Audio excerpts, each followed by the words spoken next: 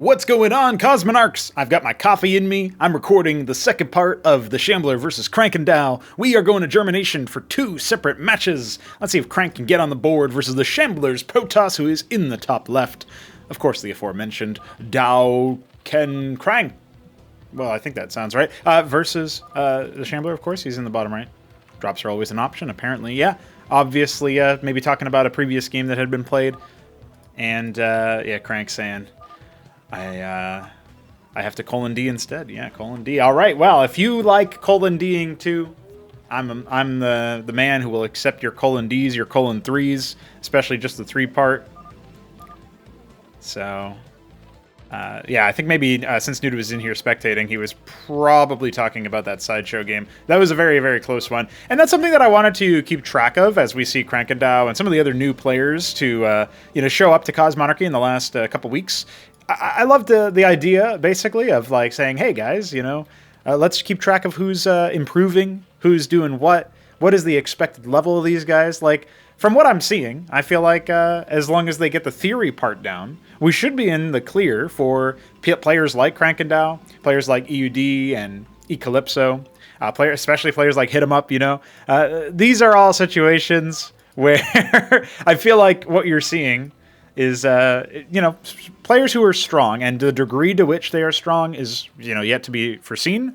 But I do think that we could see them make deep runs in tournaments. And be macro player. That's what Crank has to say. Okay, interesting. Well, it's double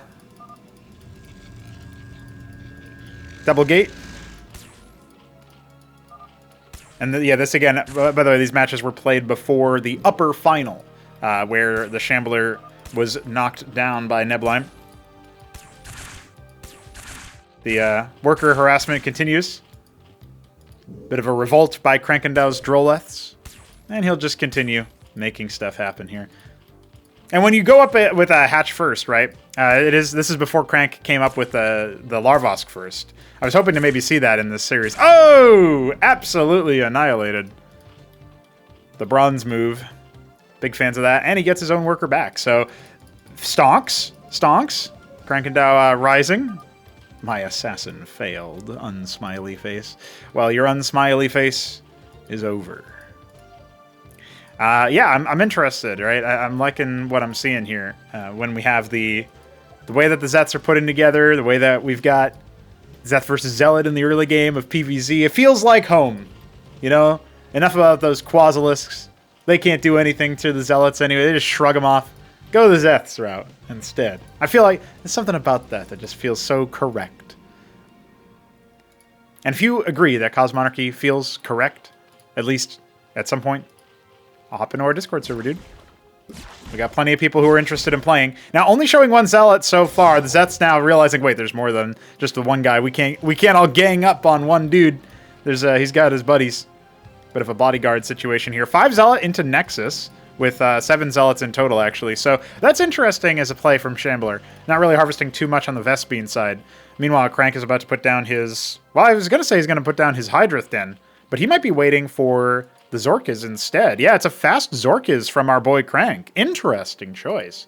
When you see so many Zealots and you kind of intuit that maybe your opponent is going to go for that, you could go for Lakizilisks. You just need to figure out if you can pepper them down with something else. That's the main concern. It's like the Zealots can get on top of the Lakizilisks, reveal them because they're melee, and then maybe try to destroy them before too much damage can be dealt. But if you have really good positioning, I can see this working out nicely. We'll just have to actually wait and see, because it could be that Crank goes for some sort of one base play after just saying, hey, I'm me macro player, and then doesn't take his natural, because he's got his hatch up here. That was interesting.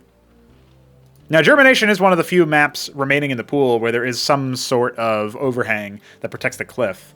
Actually, I say remaining in the pool, but I'll be cycling Germination and Titanforge out, as well as maybe others. It's not the only ones that are on the chopping block, but cycling those out, making room for maps like Maxium, which maybe that means Axiom goes as well, right? I do think Maxium is pretty good. So we'll probably end up doing that. But there's also Dude, this 1Zeth getting scouting. Is this Brood War? Holy moly. 1Zeth in the base, scouting around forever, tickling the scribes. Dude, I can't believe it. Crank's playing Brood War. And only making 1 Lekizalisk. All right, there we go. A couple more coming. Yeah, honestly, I like this situation, right? It's pure Zealot so far from Shambler. He will make a Witness, so that will definitely help out a lot, right? Like, unless we get Quasi and an Avaleth for detecting the Witness, there's really no counterplay to that because there are no Hydras out. So that's actually a pretty big deal. I mean, he could go Gorgs, I guess, as like a... Nobody really does that except for Saiyan, and apparently that's able to slap EUD around, so that's interesting. But yeah, anyway, what was I in the middle of saying before I got distracted by Crank going Brood War? Yeah, I was talking about map pool changes. Yeah, we're going to have I think we're going to have Maxium in for Axiom, of course. You can't have both of those maps in the same pool. I mean, you could, but it would be silly. You obviously will have, I think it's pretty clear that there's at least one other 4-spawn map from BiddyB that will make it in. He's testing Paradise, which is a remake of Dante's Peaks. Or Dante's Peak, singular, sorry. And then there's also one that he made called, I think it's like it's Blackstone Battleground, something like that. So anyway, it's kind of cool. Now, okay, hold on. I got to stop talking about maps because the Witness is over here on the other side of the map. And the Lekizalisks have already left the building. What happens to Crank if he gets the units in here, right? The Witness is just going to see nothing but Zeth. Is this really going to be a Zeth Lekizalisk with some Zorius support? That's going to be the play here. I mean, we have 2 Hierophants. We have a Dracodon. And other than that, though, like, what is going to target down these Lekizalisks? Especially considering there is a little bit of a front line and a horde of Zeths blocking them. So the Lekizalisks are going to go ahead and get burrowed. This Zealot wall is not going to last. Shambler is in a lot of trouble here, but also it's worth pointing out that this attack force, oh, he's going to charge directly onto those Lekizalisks, but they all get crushed immediately. Oh my god, Krankendow, what a play. Now, can he stay to keep them alive, right? The Witness is here now, so he doesn't need to stand on top of them anymore, but the Zealots are still going to end up falling, and now the real Rokor is spawning out from these Zorius. There's not that much DPS to burst down all these Striders. Man, there's still 3 Lekizalisks out here. These worker counts are going to start crumbling in a moment. Boxed in. Oh no, you're trapped in the mineral line. They're all going to go down. A crazy amount of scribes just hit the deck immediately, and that Nexus is soon to fall next. Now, the Witness did end up coming on back. He's going to see if he can hold out. Shambler not one to GG until it's absolutely necessary. And these Lekizalisks are going to abandon the Nexus. They're going to throw caution to the wind. Krankendow smells blood in the water. Macro player My Heine. He's going to take down these pylons, and Shambler is going to hit the deck as well. My man, I can't believe it. I can't believe it. I mean, he is hemorrhaging a little bit of the Lakers, but it's not. It doesn't matter. You just stick those onto the workers, and it's going to be over from here. Ah, wow. Crank with the idea. All melee no range makes Shambler a sad lad. It's true. I figured his APM was dropping. He must have been increasing his WPM instead. Wow, okay. Listen, man. At this point, I'm a happy camper. We got Krankendow on the board versus an experienced Protoss, and it was, it was an interesting build order choice, right? Protoss losing to Zerg when there was not a single Hydralisk built. The Hydras didn't even exist. Now that is interesting. Let's see what happens in game number 4. All right, we're back on Germination as predicted.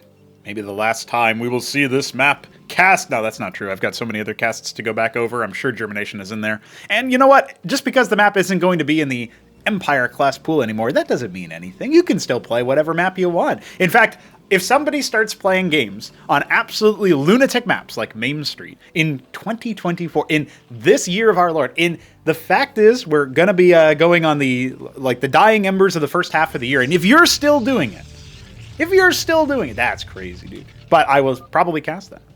If you see me on Discord, Krankendow typing up a storm here versus the Shambler. He is in the top left. The Shambler is in the bottom right. And there's, reverse spawns from the previous round. Shambler can't be caught sleeping with Zealot only. I think he could if he knows that his opponent doesn't have a Zorkish Shroud, right? Like, that is catharsis for me thinking that, like, Lakehiz is a really good choice versus Gateway units. Part of that is due to the fact that the Witness came out and moved across the map, and, like, the timing was there. And, yeah, it's pretty legit. I think Newt must have typed only to him or something. Is Newt still in here? Yeah, he is. Shout out Newt again, dude. He, oh, I see. Never mind. I don't know why he was, he typed KK:P, so that's different. You don't want :P. You can :D or :3, especially :3 over on the coffee page. Me what? Shambler educating people. Yeah, even though it says it in the onboarding, if you assign yourself the Fraud Monarch role, you will be notified when people are looking for games. And some people don't notice that that's what that means. They just take every single self-role assign option. And then they get pinged about stuff, and they're like, why am I being pinged? So, you know, reading comprehension related to Discord has never been particularly high.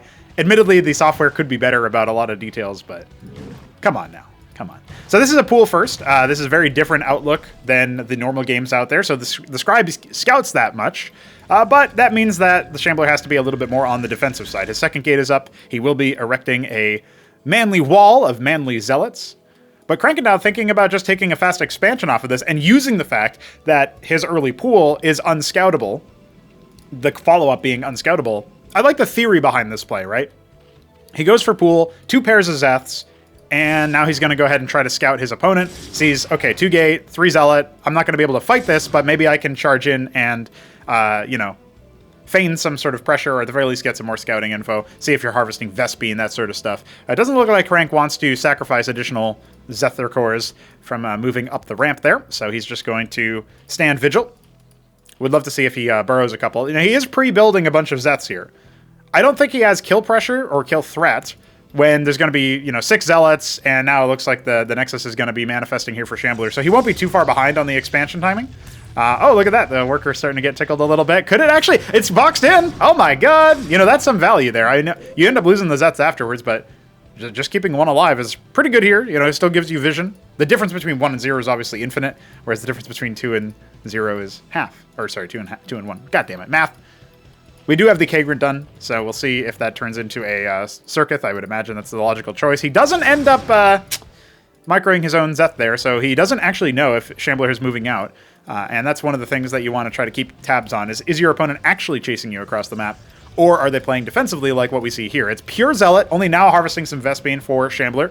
We saw him build a Rogue Gallery in the previous match, but we didn't see him actually get to the point where he could train much of anything. He might have gotten like 1 or 2 Vagrants out before the Lake is timing hit. And now that that's a thing that Shambler has to watch out for, Crank is wisely playing a very different game. Now, I do like the opener. I feel like it gave him some nice tempo, some good things to follow if you're playing a Zerg versus Protoss. Obviously, it's something that some Protosses have struggled with. Actually, another player who's formerly of the club and hasn't been involved in playing it in a little bit is the Night Fox, and he was commenting recently about how he thinks that Zerg is the weakest race. And of course, I had to hit him with, guess who just won the tournament? Because obviously Nebulheim as Zerg did win, and it was a flawless victory for him as well in both the upper final and the grand final. In fact, thinking about it, the only maps he lost, he dropped a map to Hamster, who was Protoss. He dropped a map to Newt, who is Terran. And he dropped a map to Top Ramen in Battlement stage when that's another Terran. So versus other Zerg, he was flawless. He didn't play that many versus other Zerg. And versus Protoss, obviously, he was mostly flawless, almost flawless. In fact, some would say that he should have also won the game on Impetus versus Hamster, but the Gladiuses were strong, man. The Gladiuses helped him out. All right, the Zealot scouted on the other side of the map, so Crank could breathe easy, knowing that there's some time and distance between him and everything else. But the reason why I brought up the Night Fox is actually, apparently there was a game between the Night Fox and 3 Crow on this very map that I was going to cast, but there's a lot of chat messages in it, and it basically makes it impossible. It's like chat commentary between the witnesses or whatever, because it was the replay that was submitted was from a witness, and now it's too late to go back and ask if somebody else has a copy of it. It's many weeks old now. But I thought, oh, maybe that means that I should grab a sort of like, what would you call it? Like a config option that just disables chat messages for witnesses. And then maybe I can like backdate the GPTP version, do all this other silly stuff. The one Drakodin has been scouted. Second one popping out, third on the way. And the Zets gets in here, sees not much, doesn't see the embassy, I don't think. Their vision range is quite dismal. Witness going to detect one Zeth hiding in the bushes there.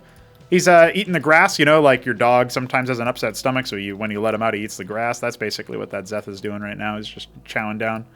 And it's because of this one hungry Zethra core that Derelict is born out of the husk of germination, right? You think about Derelict having very minimal jungle. It's because mostly it got eaten by that one Zeth. Dude, he was really hungry. Going up to 4 hatch production out of Crankendow. Fairly, I don't want to say basic game. because it was very interesting how the opener worked out. But Crankadao seems like he's in an okay spot, is going to go for the Hydras. He's kind of like in between buying a lot of expensive units and just teching up to tier 2. And you can see he's doing the double layer of Circuith. This actually reminds me of how Hawk played his like D and E rank games and the or just like the early stages or whatever. He would just like play one-handed and build only sunken defense at his natural, and it would be like 9 of them or something ridiculous, like a crazy number. That just looks silly if you watch pro play or whatever, but it definitely worked out for that level of play, right? So it's just something that I was reminded of, the rank F to S sort of run that Hawk did on YouTube. You can check it out if you like. Now, that's obviously for StarCraft 1. We've got 3 rogue galleries being made here by the Shambler, and the third base being set up by both players at roughly similar timings. So under normal circumstances, when the base timing is kind of even, it does favor the Protoss player, because Zerg are kind of meant to expand a lot.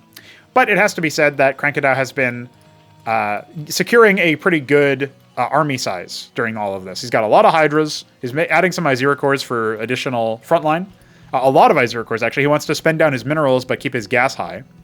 And I would love to see him either go for an attack relatively soon before these rogue galleries and this Nexus can come online, or basically extend the game further so that we can do something like, you know, him taking a 4th base before his opponent and then finding the timing there. Because you kind of want to catch the opponent in the transition point in general when you're playing as Zerg. Because head-to-head, with equal resources spent on an army, you will probably end up losing the engagement. It's much more positional-based.